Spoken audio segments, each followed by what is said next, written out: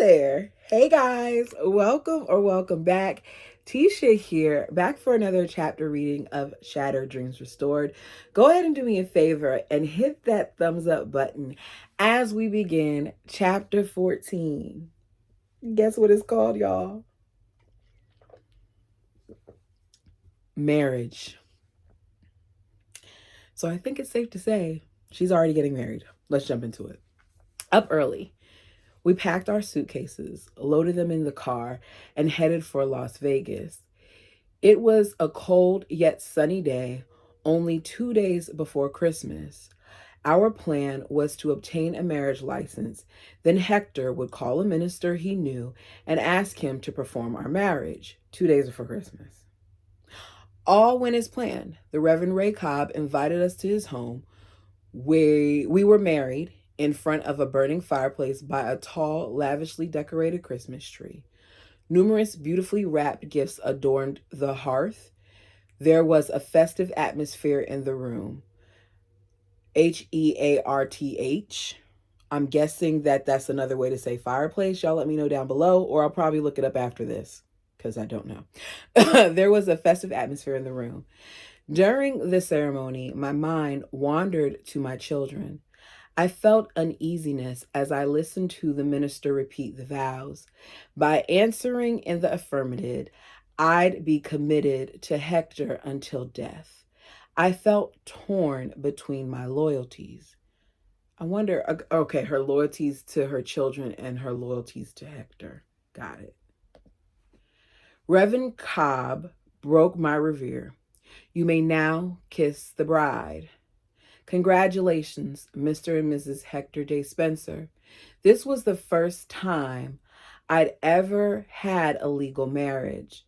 The thought flashed through my mind, how strange that my first love, Glenn, was a Spencer also, but no relation to Hector. And then this is a picture of Hector and me the day after our marriage. They look cute. They look cute. Y'all, part of my dusty MacBook.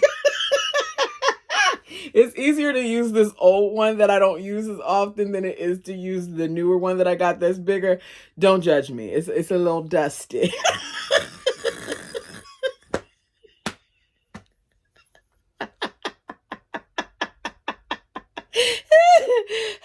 Yeah, anyways, let me get back to the reading. We checked into the Hacienda Hotel on the outskirts of Vegas. You'd think at age 50 I'd feel secure, but I panicked at the thought of Hector seeing my 40 pounds overweight body. I was also always self-conscious, especially about my voluptuous breasts. I checked myself out in the bathroom mirror, hoping my nightie wasn't too sheer as to reveal my large breasts, but it was.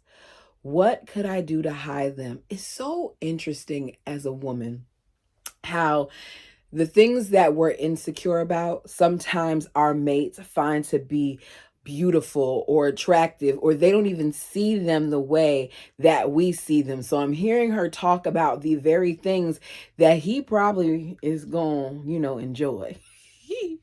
Secretly, I wished I could just throw them in my suitcase, then ditch them under the bed.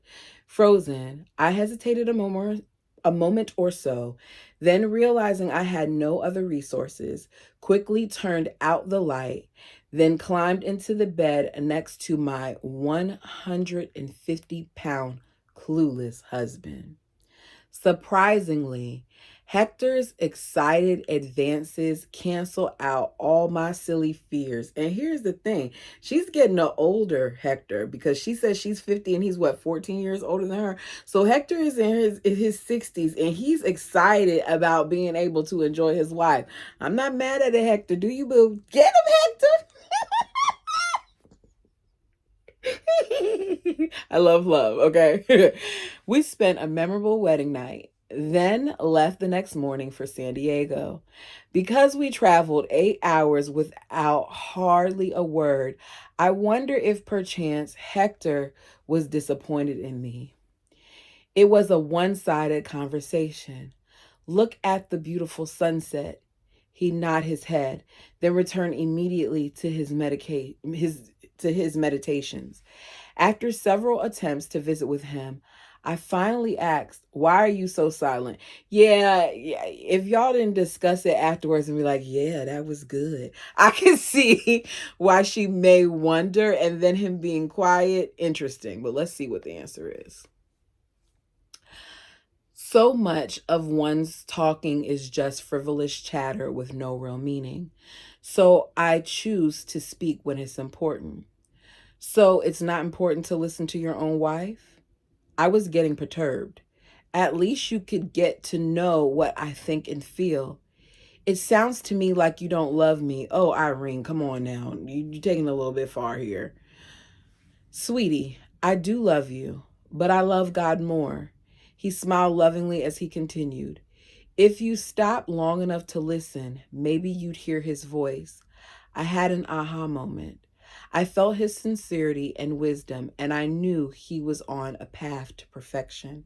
His quest was at the helm of our marriage, and he became my teacher. I learned to be less talkative and more prayerful, and I found it brought me closer to God. I learned that passion wasn't the height of joy, and the only love that was everlasting was the love of God. Connie always opened her presents on Christmas Eve, and I wanted to be there in time to surprise her. I was looking forward to the customary celebration, which lasted all night with luscious food and merriment. We arrived about dark to everyone's complete surprise and excitement. After our festivities, we retired at about 4 o'clock in the morning to get enough sleep so we could drive the following day. Our honeymoon lasted 2 full weeks. We drove on Highway 101 along the California coast, breathing in the beautiful scenery. In Palos Verdes, we stopped to visit Hector's cousin, Jamie. I'm not even going to try to say it. Oaxaca. Passing through Oregon, we visited Verlin's nephew, Legrand LeBaron, who I have always loved dearly, then spent the night in Seattle, Washington. I'd flown into the Seattle airport several times, but never had the opportunity to do any sightseeing. So I was really looking forward to spending time checking out the city. Hector took me to the famous Space Needle where we had lunch. Then we drove to Yakima, Washington, where Aurora, Hector's oldest daughter by Judy, was living. She insisted we spend the night so we could become better acquainted. I hadn't seen her in years. We resumed our honeymoon, enjoying the sights and beautiful countryside in spite of the continuous drive. The capital in Boise, Idaho, was a beautiful sight, all decorated in Christmas lights. Is it Boise or Boise? I said that wrong too. Y'all, forgive me. Boise. There, on New Year's Eve, we ate a steak dinner and watched the display of fireworks. We cheered along with the large crowd as we all welcomed in 1988. It took us another week before we made it back home. We leisurely visited Hector's cousin, Eldon Robinson, in Utah, where we spent a couple of days. Once in Salt Lake City, I think Hector was overwhelmed when he was introduced to the countless family members. We didn't see all my brothers and sisters because that's almost impossible, especially when I have 30 siblings. 30, y'all. I joked with him, we don't have a family tree, we have a family forest. Here's going to be a picture back from our honeymoon in Utah. Y'all see them? She talks so much about her weight and his 150 pounds, but she doesn't look like that much bigger than him in that picture. So I think even though she was, a little bit plumpier, I'm a little plumpy here too, it wasn't as bad as she thought.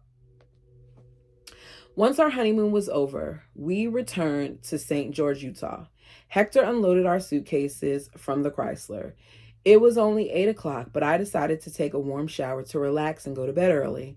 The master bath was huge and very impressive. Oh, if I'd been able to enjoy the convenience of inside plumbing and hot water at the turn of a tap while raising my children. I felt like royalty being spoiled with such comforts. Once in the shower, I turned up the hot water. It felt so relaxing. I like mine piping. Like my water is so hot, y'all, that my skin gets reddened from how hot it is, and I love it. Soon, feelings of sadness flooded me.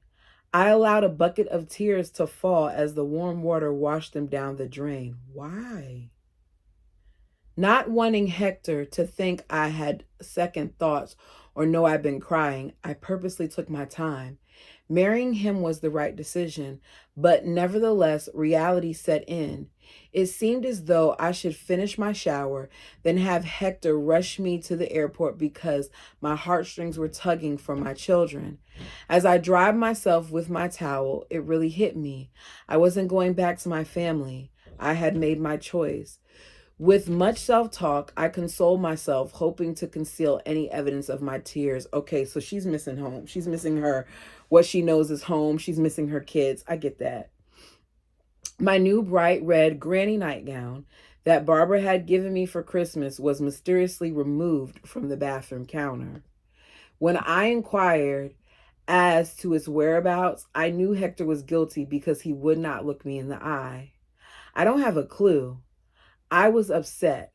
I had spent 28 years being controlled by a man, and now I wanted to make my own choices. Several months later, Hector admitted that he'd taken my nightgown outside and disposed of it in the trash. Okay. You couldn't talk to her? That was a gift from one of her kids. I don't like stuff like that, y'all. Maybe I'm overthinking it, but I don't like stuff like that. Talk to me first. Why? I asked. Because it was red. What does that got to do with it? I don't think a woman should wear red, at least not my wife. Don't you know that's the color of a prostitute? What? Hector? That's an old-fashioned idea, I said, holding my ground. Defiantly, I continued to wear my red earrings and high heels. He'd shake his head, wondering whether I'd gotten it through my head yet, but Hector proved to be a real gentleman when he got it through his head that I would make my own decisions. Good. Jokingly, I shared something I heard that I felt had a lot of truth in it. And God promised men that good and obedient wives would be found in all corners of the world. Then he made the earth round and laughed and laughed and laughed. Hector waited on me hand and foot, opening every door and seating me at the table. I was shocked when he insisted I not go to any trouble to fix him a meal. He swore he was healthy enough to wait on himself. I guess it was because he was only eating fruit for breakfast. I felt disappointed when he wouldn't allow me to do anything. I loved to wait on him, and I felt it gave me a sense of purpose. He insisted on taking me out to eat every day. When I complained, he answered, "You've cooked enough meals all of your life. I don't want you to overwork. You don't have to do it anymore." Okay, but maybe she takes joy in it. So maybe y'all could have, I don't know, a compromise and do a little bit of both. And sometimes, most of the time, I know in my household, a home cooked meal is way better than what you can get out and about. So I get it, but I don't. He brought home Kentucky Fried Chicken to surprise me at lunchtime. It took me a few days to adapt to the new rules. When I threw a batch of soiled clothes in the washer, he'd rush over inspecting the washer to make sure his clothes weren't in it. I was crushed, imagining he thought I was incompetent. "Hector, I love to wash your clothes. It's a joy to do things for you." No, I've been washing my clothes since I was 19. When I became a missionary for the LDS Church, I learned to fend for myself. He hugged me as he pulled me into himself. I think after all these years, I have things down pretty pat. I love to iron, so when I was pressing my slacks and blouses, I offered to iron his shirts while I was at it again. Again, he declined. It didn't take long to realize I had no responsibilities whatsoever. Wow. I'm not gonna lie. I think I might I think I might like that. I've enjoyed and I'm not married. I was, living with a man at one point, and when we were together, I was doing some of the stuff that she's talking about, ironing and cooking and washing clothes and all of that. So I think I would like this version. I know now that my son is older, I've enjoyed him washing his own clothes and ironing and taking care of his car and all those other things. It's been great. So I'm just thinking of the relief, but for her, it may not be relief. The two of us read from the large assortment of books Hector had accumulated throughout his life, but in less than 1 month, I found myself bored. I'd worked constantly all my life. Not only did I run a large household, but I'd grown gardens, made cheese, and preserved hundreds of quarts of vegetables and fruit. In spite of the enormous responsibilities I carried, I'd still found time to sew clothing for all of my children. I had sewn shirts for all 7 of my sons, plus Verlin. I had made dresses, blouses, and panties for the 6 girls. So now, thanks to my dear friend Betty Tippett, who blessed me time and time again with polyester material, I was able to sew several pantsuits for myself. I quickly became bored with my life of luxury and leisure. Now I felt useless. Hector wouldn't allow me to cook or take on any chores. For the first time, I had to reevaluate my life and find something to fulfill me. I needed a sense of purpose again. This is why it's very important that you have certain talks before you get married, because things like this show that, like, the most basic things for her isn't that basic. She gets a sense of who she is out of her acts. And here she is, her acts of service have disappeared. Chapter 15, Memoir. With Hector waiting on me hand and foot, I realized I needed to put my boredom to good use. So I decided to try my hand at writing, for which I felt very incapable since I had only a 9th grade education. Wow. I keep forgetting that. Only a 9th grade education. And she managed to be able to run a whole household and all those other things. It amazes me the resilience of people. I couldn't type and didn't have a good command of the English language. I'd forgotten my grammar, plus every part of speech I'd ever learned in school. I did remember something about a proposition, or was it preposition? I remember the teacher impressing on my mind as she held up an apple. See this? Imagine a worm going over, under, up, down, and through the apple. Where the worm goes is the preposition. And I knew a verb showed action and a pronoun had something to do with a name. No matter how unprepared I felt, I was compelled to write down my story and not to worry if it was or wasn't written perfectly. I shared my idea with Hector. He encouraged me, insisting it would be a wonderful task. I've always enjoyed listening to you. You're a very capable storyteller. I'd no sooner began to write when I found myself completely drawn into the story. I found it almost too painful to bring up my buried past, but I knew I had to acknowledge it in order to bring about healing. A week into my project, one of my older siblings, Rula, came by from Colorado City, a nearby polygamous community, to visit me. Her mother was Ellen, Dad's 3rd wife. We were very close growing up. In fact, at about age 10, we had promised one another that we'd marry the same man so we could be together forever. Okay, I'm remembering. Remember this sister now just because of that one statement. Even though Rula had only lived a half an hour drive from me, I hadn't seen her in years because she was married to a polygamist who forbade her to interact with any of the LeBarons. Imagine being married to someone who doesn't want you to have any type of interaction with your family. Imagine that. That I personally wouldn't do it. But I'm sure with all of the mess, especially with Irville, her husband probably felt he had his reasons. When she arrived, she was accompanied by Trudy Bateman, a pretty young friend who was so vibrant and full of life. Trudy expressed her excitement that I was writing my life story. She wondered where I got the courage. She was surprised that I'd even consider taking on such an endeavor because all polygamists dare not reveal their deep, dark secrets. We've been thoroughly warned to never betray the brethren. My notebooks and writing materials were all strung out on my crowded living room table. Nevertheless, we sat around the mess as I confided in them, admitting I'd already finished a few chapters. Please read some of it to us, Rula insisted. Though I felt incompetent and embarrassed, I reluctantly began the first chapter. As I read aloud to them, Rula expressed how proud she was that I'd take on such an enormous project. And every few minutes, they'd interrupt. Wow, Irene, what a story. I imagine writing my life story. I may write it. I never have any intentions whatsoever of putting that out there, but I think it is something to consider because certain things get lost as generations move on and things happen.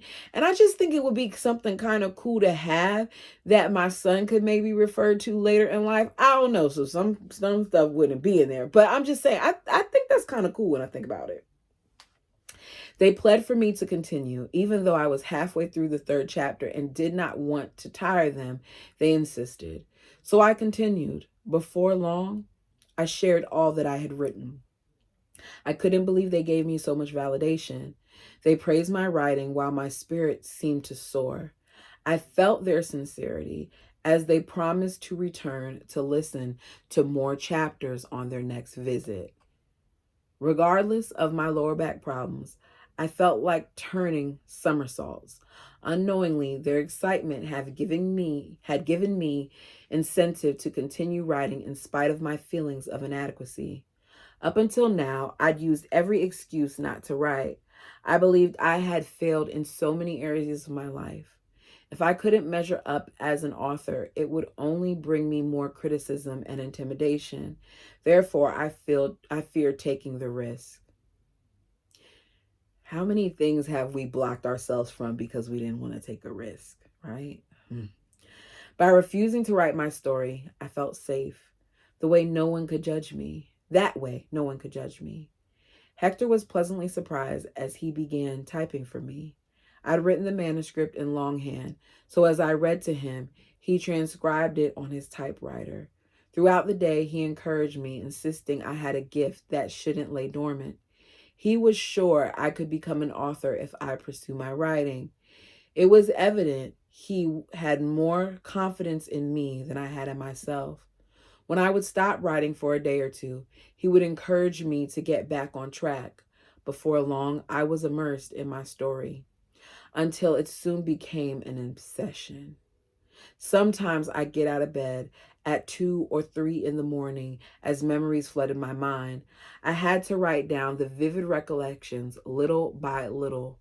Painful experiences that I'd suppressed in order to survive continued to resurface. As I wrote throughout the day, Hector prepared a sandwich or a glass of juice for just the two of us. Quickly, he would clear a space on the table among my handwritten notebooks, making room for our plates. Then he'd take the seat beside me. After we eaten, Hector would wrap his arms around me, giving me praise and encouraging me as I relentlessly continued to pen my history. At times, I was so engrossed in my project, I would go hours without food. Had it not been for Hector, I wouldn't have stopped to come up for air. At this time, he started a ritual, which lasted throughout all of our years of marriage. He picked a rose, put it in a vase, and presented it to me daily. That's so sweet. Even if he had to pick it in someone else's garden, he continued this act of love faithfully for 25 years. 25 years. Each day she was given a rose. Wow. Wow, that's awesome. Hector thought I needed a break, so he invited me to accompany him to the post office. I'll pass this time, I apologized. I seemed to be on a roll. After he'd gone, I began to pry open my tormented, wounded heart. I had to remove a few scabs to take a long, hard look at the trials and jealousies I'd endured with Verlin and his other 9 wives. While writing, I discovered many new facets about my life. It made me aware that I could never relinquish my pain unless I first owned it. As I looked at my painful demons, I realized my tears as they washed my soul and seemed to cleanse the jealousies, disappointments, and bitterness that I'd held inside for years. I lived in denial in order to maintain my facade and continue to function throughout the years. Oh, so many of us do that. I conveniently hid in my heartache, hoping it would never resurface. But upon examining each painful event, such as attending 4 of Verlin's weddings and giving the brides to him, the floodgates of my heart were completely thrown open. Sounds to me like her writing this book kind of became a therapy session. Because I know sometimes when I'm talking to my therapist that I find myself feeling things that I thought that I long ago dealt with, and it feels so fresh when you're talking about it and unpacking it. So it sounds to me like that's what this writing of the book did for her. I began sobbing as hot tears gushed forth like a centrifuge pump, deep, guttural sobs of unbearable, excruciating pain. It seemed as though I was suffocating at times. My whole body trembled as each hidden memory erupted into my conscious awareness. With my throbbing head cradled on my arms, I leaned prostrate onto the table, releasing woeful cries of agony. My loud sobs muffled Hector's entrance. He didn't know how to react when he saw me in such turmoil. My pitiful gasp shocked him and at the same time left him speechless. I can only imagine how he would feel coming in there like, what's going on? Did somebody call? Is somebody going? Like, that would be something to walk into. He gently hunched over my body. Are you all right? I couldn't answer. So he pressed further. Are you almost through? Is the worst over yet? That definitely was the wrong question to ask. I raised my head, pushing myself away from the table to give myself more space. Then defiantly, I let out a belching, heart-wrenching cries as I clenched both fists and pounded violently on the kitchen table. No, it's not over, I wailed loudly, knowing he would never understand the repressed pain. In staccato cries, in unison with my pounding fist, I beat the wooden table more forcefully. I still have 5 more wives to go. Wow. Wow. Wow, that was just from her talking about the first few wives and a nervous breakdown. Hector stood transfixed with a look of utter confusion. Gently, he took my hands in his. Honey, we'll get through this. His empathy, concern, and love soon calmed me down before the phone interrupted us. Hector answered and handed me the receiver. It's for you. Hello. Whom I ask is calling? This is Trudy. My mind went blank as I tried to recollect, asking myself, who is Truly? How do I know you? I was at your house with your sister Rula, remember? You read several chapters of your book to us. Her voice rang with excitement. I'm calling to tell you that you're like the bubbles on the water. That threw me for a loop. What exactly are bubbles on the water? Well, it's a beautiful thing. You are so bubbly and energetic. I want you to know that you gave me hope and touched my life in a way that I'll always be grateful for. Oh, wow. She needed that. I felt so comforted by her call because it came at the moment I was down. Her words encouraged me to continue to write in spite of my self-doubt and pain. With each new chapter, I seemed to erase the unfulfillment, loneliness, neglect, and emotional despair that I had harbored for decades. This became her therapy. So at the age of 51, I began to heal as I closely examined every experience that I could remember. When I surrendered the myriad of painful memories, I finally relaxed and my soul flooded with peace. It took forever. No. There I go, making up words. It took 4.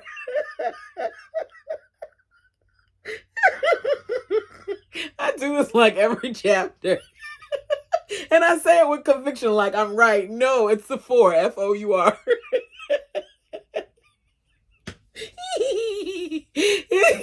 It took 4 months to complete my book. Hector was such a great help as he typed and edited my manuscript.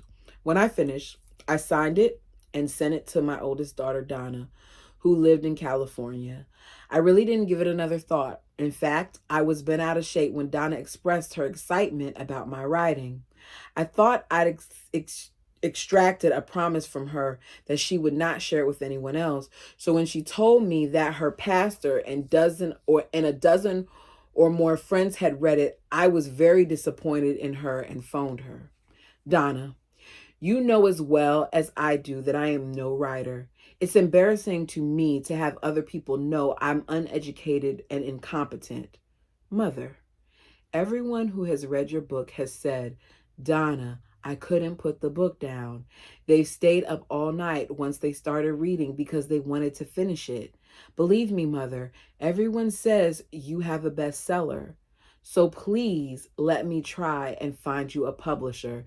That first book definitely was a bestseller. I agree. I'm with everybody. Y'all that were here for that, I think we all agree that that was a good book. I was doubtful, but I told her she could pursue her quest. But I felt her time and energy would be futile. Filled with a renewed passion, Donna began her long quest, pursuing every avenue to make my book a success. She joined Toastmasters to overcome her fear of public speaking. She enrolled in an 18-week writing for publication course. Her teacher was Bud Gardner, who co-wrote Chicken Soup for the Writer's Soul. For years, I received determined phone calls from Donna. She doggedly mailed my manuscript to publisher after publisher. Whenever she doggedly mailed my manuscript, is that how you say it? Doggedly? To publisher after publisher. Whenever she received a rejection, she ignored it and continued to mail it out to other book publishers. She never lost her passion, even though she eventually received over 20 rejection letters. She would not take no for an answer. Donna let it go. You just have to accept the fact that I'm not the writer that you think I am. It's just that if you're mother and you love me, it's just that I'm your mother and you love me and your friends say nice things because they love you. No, mother. I know your book will be published one day. After 2 years of living in southern Utah, Hector and I moved to Anchorage, Alaska. Most of the snow had melted, but it was still freezing cold. I wonder why they chose to move there of all places. I know she had some family there, but why there? We were intrigued that a female moose and her offspring roamed on our frozen lawn in search of nourishment. Hector opened the front door to get a closer look. He then ran to the fridge to get a carrot and several apples. The mother moose actually climbed up on the wooden porch, her neck poking through our front door to retrieve the food Hector offered her. It took a while for us to adjust to the climate after living in extreme high temperatures in St. George. Hector and I felt it was worth the sacrifice to endure the cold 6 or 7 months of the year in order to enjoy our children. Okay, so it was for the kids. My grandchildren were ecstatic. They love Hector because they now had a grandpa. My grown children really enjoyed having him for a father because they hadn't seen theirs as often as they liked to while growing up. With so many wives, Verlin was absent too often, and they were young when he passed away. When my second daughter, Barbara, gave birth, 2 of my daughters, Sandra and Verlana, and I rushed her to Providence Hospital. We were all overjoyed when the doctor allowed us to attend the birth. When Nikki let out her first cries, I began to cheer excitedly. Look at the darling baby girl. Have any of you ever seen a better looking grandchild? Dr. Tulip turned, grinning at me. I can always tell a first-time grandma. She's not her first.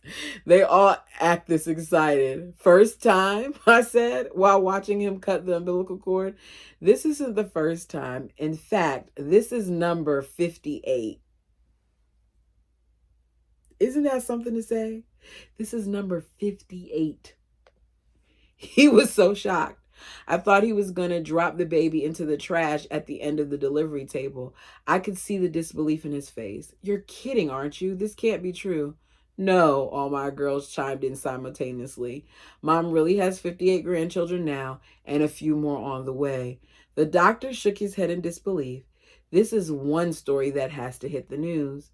The day after Barbara returned to her apartment, Hector snapped a photo of Barbara, Nikki, and me. Evidently, the doctor had spilled the beans, thinking it was newsworthy. A reporter from the Anchorage Daily News interviewed me for a story. She was amazed that I was able to write every first and second name of each of my grandchildren. I'm sure she had me write them down to verify that I was in fact telling the truth. I then relayed that I thought it was extra special that I had so many beautiful children to call me grandma, especially when the oldest was only 12. When she mentioned that she would send someone out to take a photo, Hector showed her the one he'd taken. The reporter was pleased that it was acceptable, so she took the picture with her, announcing that our story would be in tomorrow's paper. I know it sounds unbelievable, but when Nikki turned 12, I had exactly 58 more grandchildren for a grand total of 116. Ain't no way. There's no way. I have a lot of first cousins, y'all. A lot. And I can't imagine how my grandmother does it, because we all have a relationship with her. I just spoke with her earlier today. We all have a relationship with her. And I can't imagine having that many. 116? That's a lot. In 2005, after 15 years plus living in Alaska, Hector and I settled in a small house in the LeBaron colony in Mexico. So they went back to the colony. What?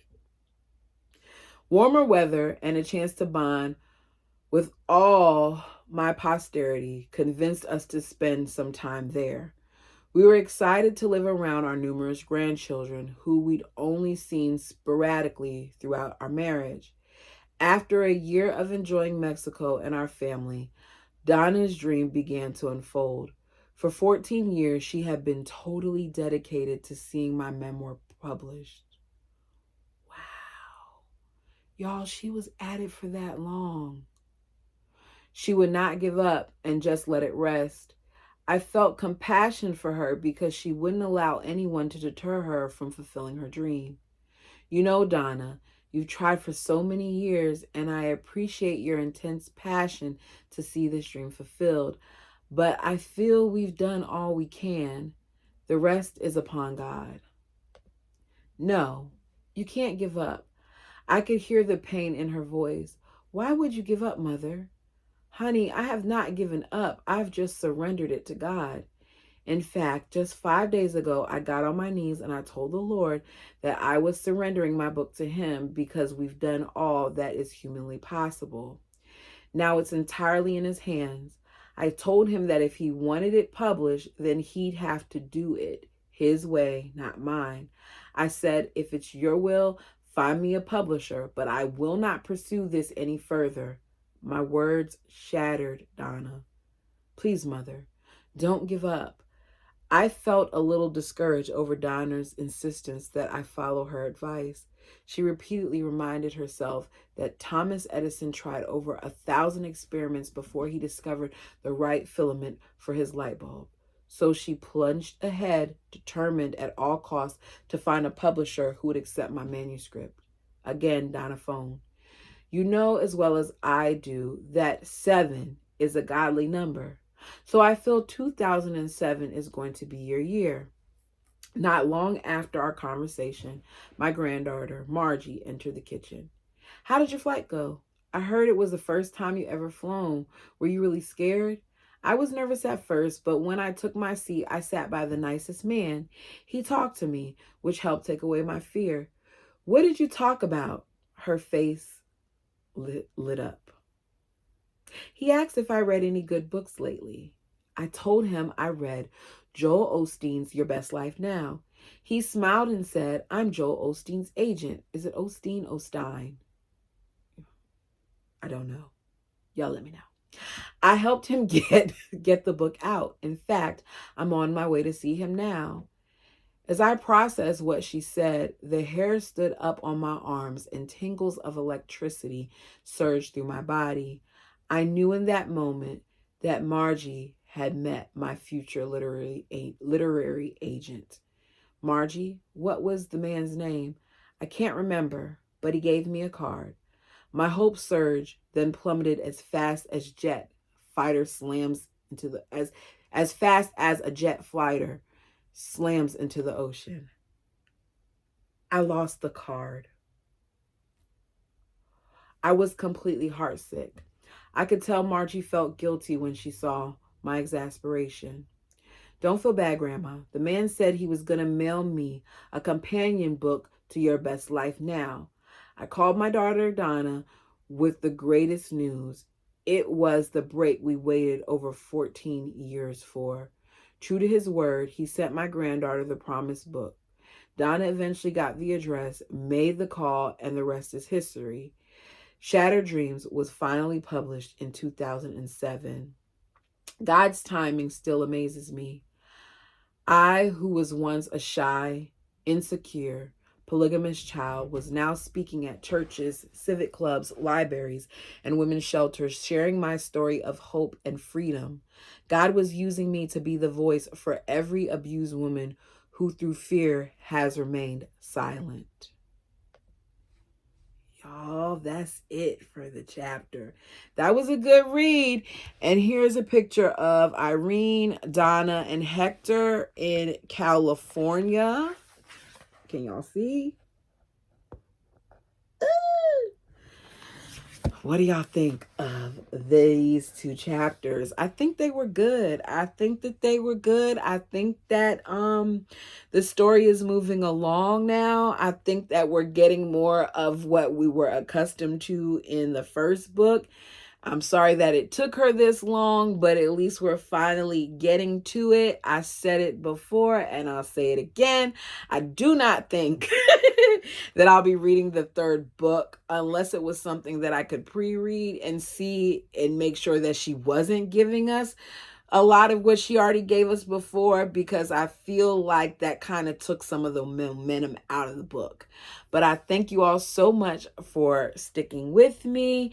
If you have not done so already, please like the video. It really does help. I have people who, even if they're not here, they're going back and they're listening to my Sister Wives book, which that was the first book that I ever read up here because Tulips and Cats suggested that I read it. I never had any intentions of coming to YouTube and reading books, and Tulips and Cats suggested it, and I've thoroughly enjoyed doing it, and I think some of you all have too. So, like the video. I forgot why I was saying that. That's why I was like, what did I say all of that for? Me and my tangents. Anyways, if you're still here, thank you guys so much for your time, and I'll see you in the next one.